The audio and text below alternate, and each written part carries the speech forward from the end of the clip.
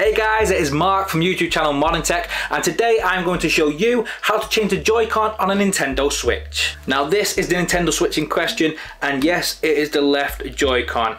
What happens is when you press the button, it tends to kind of stick in one direction, or it goes in random directions. So if you're playing a game and your character's running, all of a sudden they just randomly stop or start walking in a different direction, or they cannot stay still. It just physically cannot stay still, and it makes so many games unplayable. Like trying to play Fall Guys when you can't stay still or you don't have a clue where you're going, it is next to impossible. Now I'm hoping this video serves as a bit of a tutorial. It is my first time doing this, so we're going to kind of hope for our best and trying to go through it step by step together. I got this little part for £2.50 off eBay. This is a little replacement joystick. I don't know if you can see it on the camera there, but all it is one wire that connects. So if you or your child or friend or anything has a Joy-Con which just drifts and they want to buy a new one, just have a look at this video before actually purchasing a new one, because it's probably a lot easier than you'll think. Just before we start, can you scroll down slightly and hit that like button and maybe the subscribe button, because it really does help me in the algorithms. Now let's get started. So obviously you're going to need your Joy-Con and you need a couple of screwdrivers. To get it open you need a tri-screwdriver, so that's got 3 kind of bits on it. These are a bit weirdly specific to Nintendo, so if you don't have one you can most likely buy the Joy-Con with it, and then you want to open the 4 screws that are on the back. Once you've undone the 4 screws, you want to get your nail. If you don't have any fingernails, then try and get like a thin piece of plastic or something to slowly pry around the edges to open it. But when you open it, do not force it open. Just open it very gentle, because you don't know where any of the wires are going to be. It's going to be a completely new experience. So open it slowly, and as you can see, there's not really many wires in the way, but there are wires.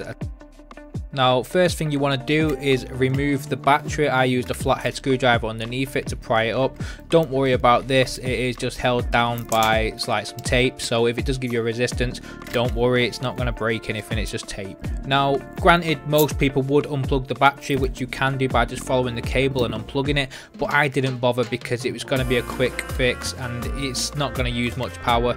I didn't feel like there was going to be much danger to the device involved if I didn't unplug the battery, so it was fine. Then you want to use a very small screwdriver to open all 4 screws. One bit of advice I could give you is please get a magnetic screwdriver, because I didn't have one. Yes, the flathead one I used was magnetic, so I could pick up the screws with that, but if I drop a screw with just my regular screwdrivers, so it kind of made the process like 2 times longer than it should have been. And even better, yeah, if you've got a screwdriver pack with multiple heads and it's magnetic, then you're on a double winner. Now once you spread the 2 pieces apart, you want to unplug this cable to the left just to unattach it. It's like a little switch that lifts up, so if you want to be careful and get behind it and lift up the little black bit, then you can pull out the cable gently. All of these ribbon cables can be done the same way, but you don't have to do all of them, you just need to do the 2 which are next to the thumbstick.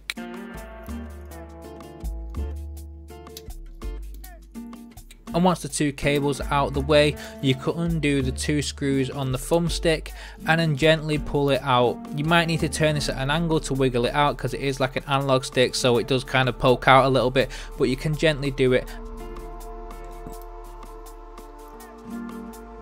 And then gently pull out the ribbon cable. When this is done, you just want to clear up any loose screws so they're not in the way. And then you want to get your new thumbstick, and you're going to insert it exactly how you took out the other one. So all it is placing it in. You want to connect the ribbon cable into the slot that you pulled it out of, and make sure you seal it tight by hitting the little switch.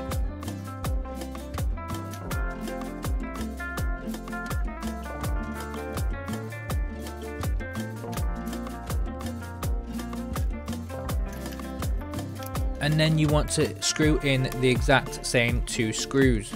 Now you want to be careful when you're doing the screws, because remember the wire at the bottom was just over the screw, so you need to pull that out of the way before screwing it in. You don't want to screw over or have that wire going under or anything. It's just not going to happen. You're just going to need to move it out of the way. And obviously I can't really stress enough how much more convenient it would have been with a magnetic screwdriver, but honestly I've made do, and you can probably make do as well if you don't have that, so do not worry about it. And once the 2 screws are screwed in, you want to make sure you connect any remaining ribbon cables.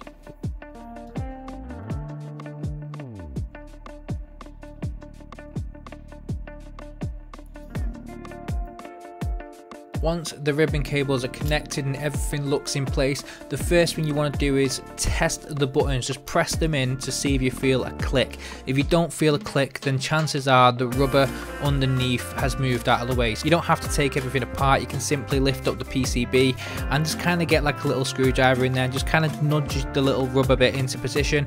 And then once it's in position, close it and then feel the buttons again, and once they start clicking, you know it's going to work, and then you can safely start putting the screws back together.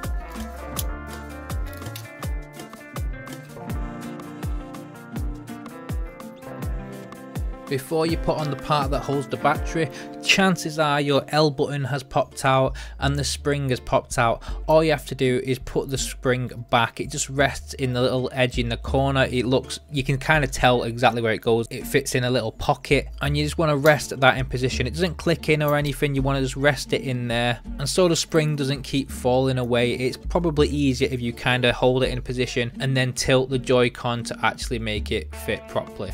Now all you need to do is put the plastic battery holder back in and screw in those 4 screws to make sure it is secure. Once again, you want to obviously test your buttons to make sure they all click before putting it back together, and then you want to put on the back panel so it all fits together.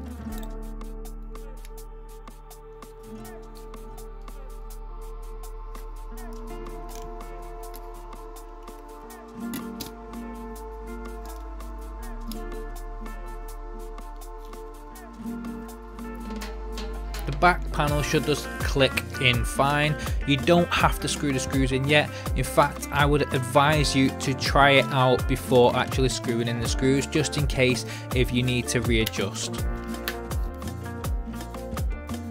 So I got the little LCD display from the Switch and I stood it up and I tried out the Joy-Con, and yes, it worked. I could move the analog fine and the buttons seemed to click okay. So then I could proceed to finally finishing this up and screwing in the 4 screws that are on the back, and there you go, everything is done. All you have left to do now is to put the Joy-Cons in your Switch and start gaming, and as you can see from on the screen, all the buttons work fine and everything is good. And if you have managed to fix your Switch with this tutorial, then well done to you and give yourself a pat on the back.